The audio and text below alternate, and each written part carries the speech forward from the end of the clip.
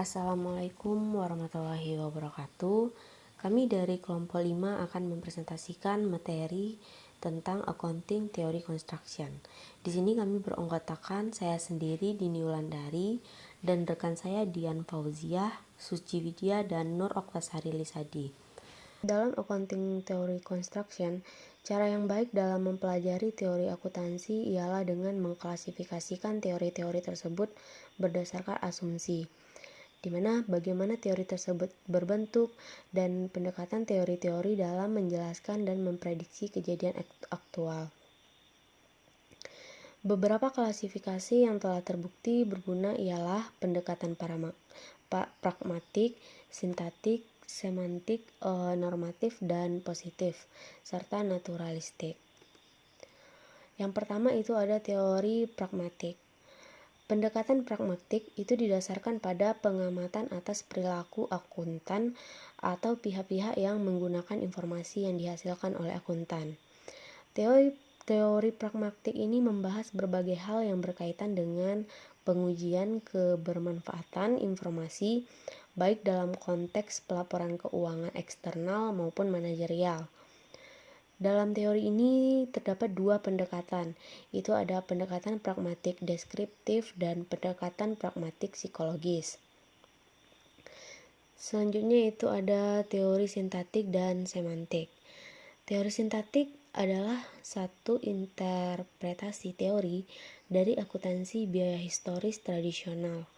Interpretasi tersebut ialah input dari semantik sistem transaksi pertukaran pencatatan bisnis dalam voucher, jurnal, dan buku besar. Interpretasi ini kemudian dirangkum berdasarkan premis dan asumsi atas akuntansi biaya historikal. Beberapa membuat teori kritis terhadap pendekatan ini. Mereka berargumentasi bahwa teori mempunyai isi semantik jika hanya pada basis dari input. Tidak ada praktik empiris independen yang memverifikasi perhitungan output, seperti untung dan total aset. Proses audit memverifikasi input dengan memeriksa dokumen dan perhitungan matematik, tetapi hal tersebut tidak memverifikasi output final. Nah, ini berarti bahwa walaupun laporan keuangan disediakan menggunakan sintaks secara sempurna, tetapi mungkin hanya memiliki sedikit nilai-nilai dalam praktik.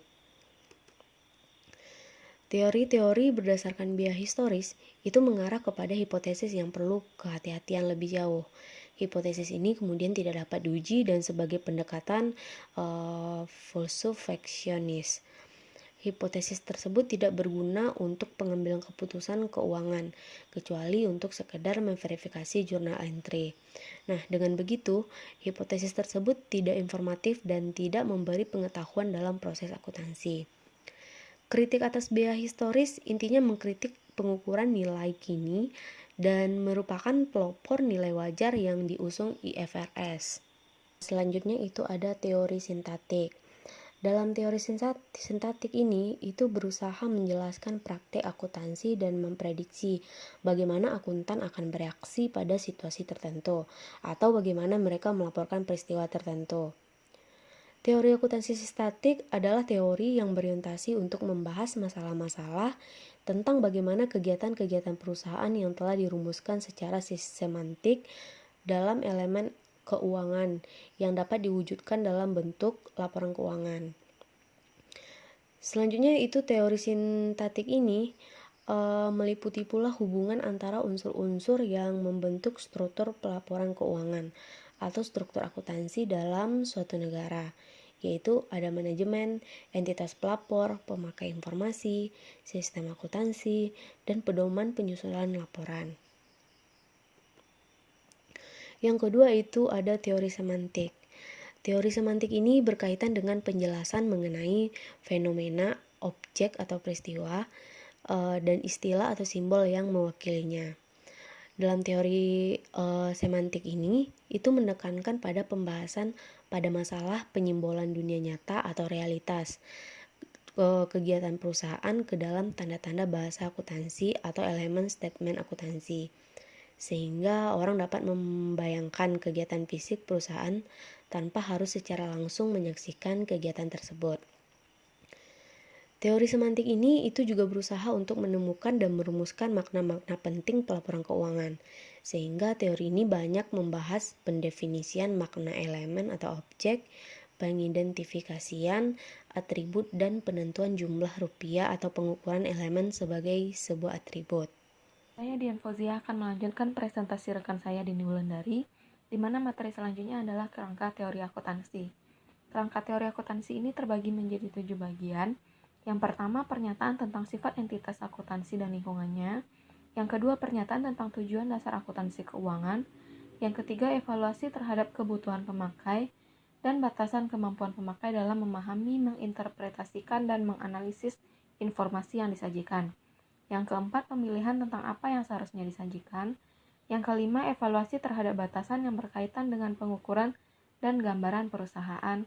Yang keenam, pengembangan prinsip atau proposisi umum yang dapat digunakan sebagai pedoman dalam perumusan prosedur dan aturan.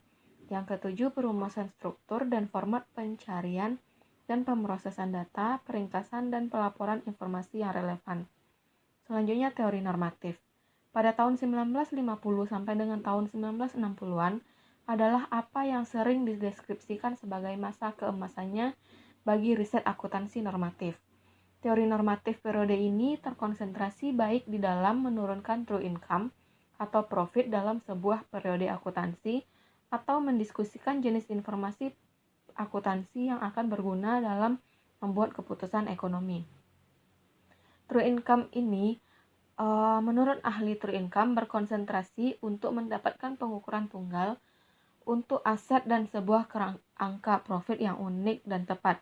Namun tidak tercapai sebuah kesepakatan tentang apa yang ditetapkan sebagai pengukuran yang benar atau tepat yang mengenai nilai dan profit. Sebagian besar literatur selama periode ini terdiri atas perdebatan akademis tentang keuntungan dan kerugian atas sistem pengukuran alternatif. Selanjutnya, pendekatan decision usefulness. Pendekatan decision usefulness ini mengasumsikan bahwa tujuan dasar dari akuntansi adalah untuk membantu proses pengambilan keputusan dari user tertentu atas laporan akuntansi dengan cara menyediakan data akuntansi yang berguna dan relevan untuk membantu investor dalam memutuskan apa yang akan dibeli, ditahan, dan atau dijual sahamnya. Decision usefulness teori ini didasarkan pada konsep akuntansi klasik atas keuntungan dan kekayaan atau pengambilan keputusan rasional. Decision usefulness teori ini biasanya melakukan penyesuaian pada pengukuran biaya historis terhadap penghitungan atas inflasi atau nilai pasar atau atas aset. Decision usefulness teori ini pada dasarnya adalah teori pengukuran akuntansi. Selanjutnya, teori decision usefulness ini biasanya normatif karena memuat beberapa asumsi. Yang pertama, akuntansi harus menjadi sebuah sistem pengukuran. Yang kedua, profit dan value dapat diukur dengan tepat atau andal. Yang ketiga, akuntansi keuangan berguna untuk membuat keputusan ekonomis. Yang keempat, pasar tidak efisien atau tidak tertipu oleh akuntan kreatif.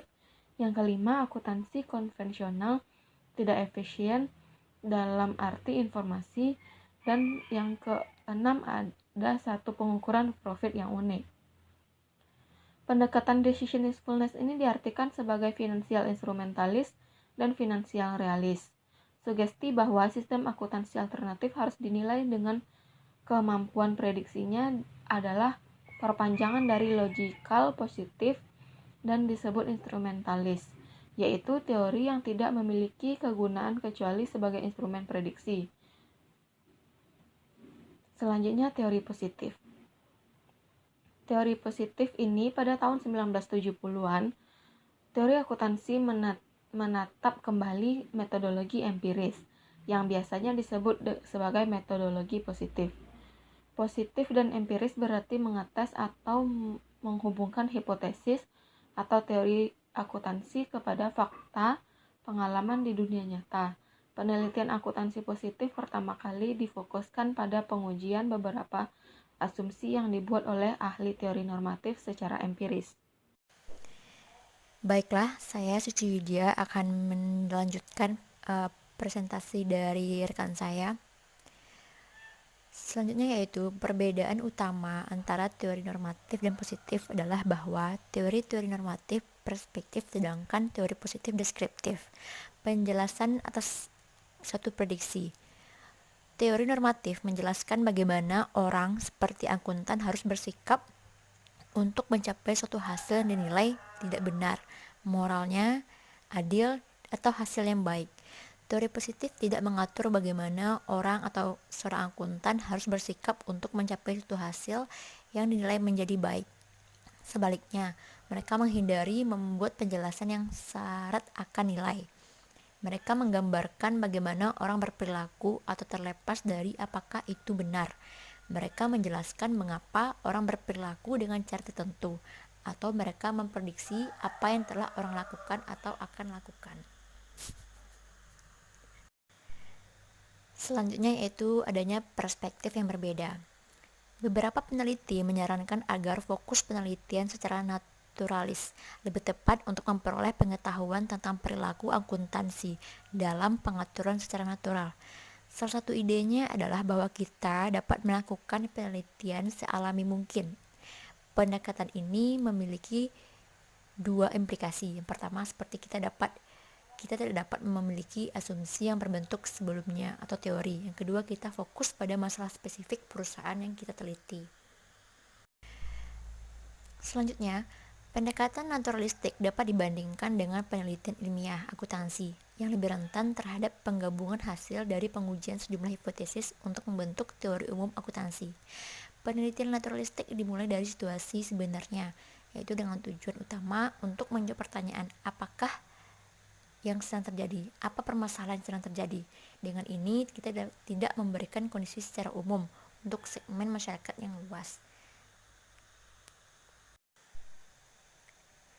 Namun, oleh Tompkins and Groves tidak setuju dengan sudut pandang dari penelitian naturalistik ini. Mereka melihat bahwa pendekatan naturalistik lebih tepat sebagai perbedaan antara asumsi ontologis. Asumsi ontologis menyiratkan bahwa adanya gaya penelitian yang berbeda dapat mempengaruhi pertanyaan penelitian yang diteliti. Selanjutnya yaitu ada 6 kategori asumsi dasar ontologi dari Tompkins and Groves.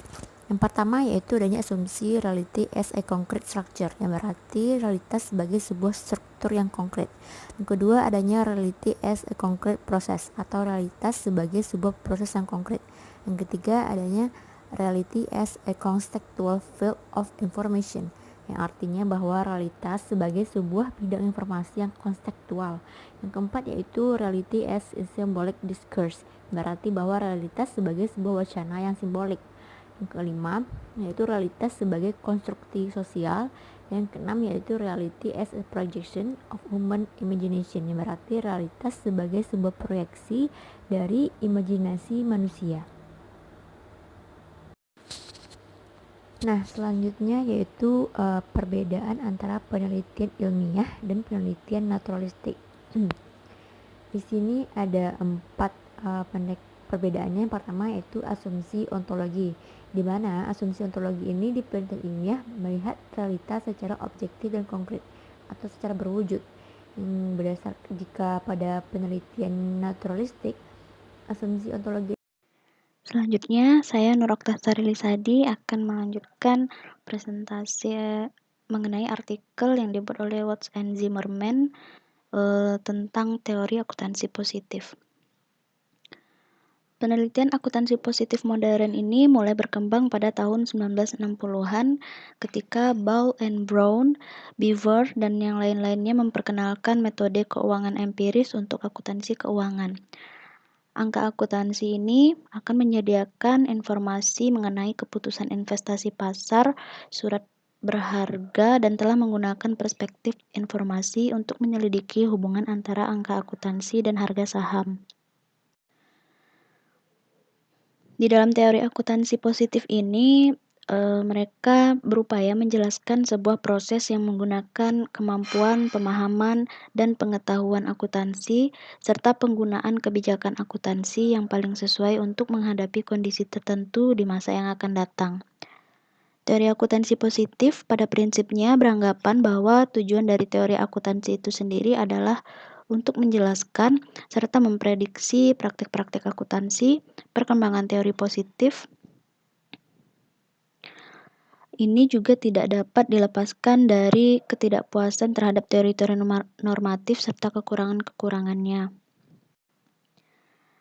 Alasan perubahan teori normatif menjadi teori positif adalah adanya ketidakmampuan pendekatan normatif dalam menguji teori secara empiris, dan pendekatan normatif ini lebih berfokus pada kemakmuran investor secara individual daripada kemakmuran masyarakat luas.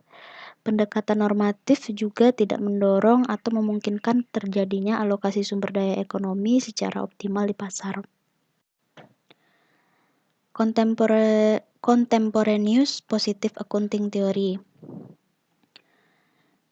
Di dalam Contemporaneous Positive Accounting Theory ini membahas mengenai biaya persetujuan atau contracting, yang dimana biaya persetujuan itu timbul karena beberapa sebab, yaitu karena transaksi pasar, transaksi internal perusahaan, dan juga transaksi di dalam proses politik. Evidence on Theory. Ada dua tipe pengujian di dalam evidence on theory ini, yaitu uji harga saham, uji pilihan akuntansi. Di mana uji harga saham ini, tes harga saham yang telah ditinjau secara luas dari beberapa reaksi harga terhadap perubahan wajib akuntansi secara resmi akan melibatkan akuntansi. Studi harga saham merupakan pengujian yang lemah secara relatif atas teori. Yang lebih menjanjikan adalah studi pilihan akuntansi. Selanjutnya ada uji pilihan akuntansi. Kebanyakan penelitian pilihan akuntansi mencoba untuk menjelaskan pilihan metode akuntansi tunggal seperti pilihan depresiasi. Selanjutnya ada beberapa hipotesis di dalam teori akuntansi positif yang dibahas.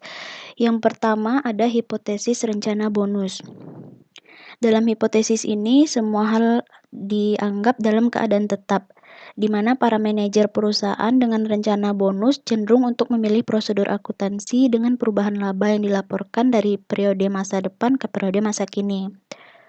Selanjutnya ada hipotesis kontrak hutang.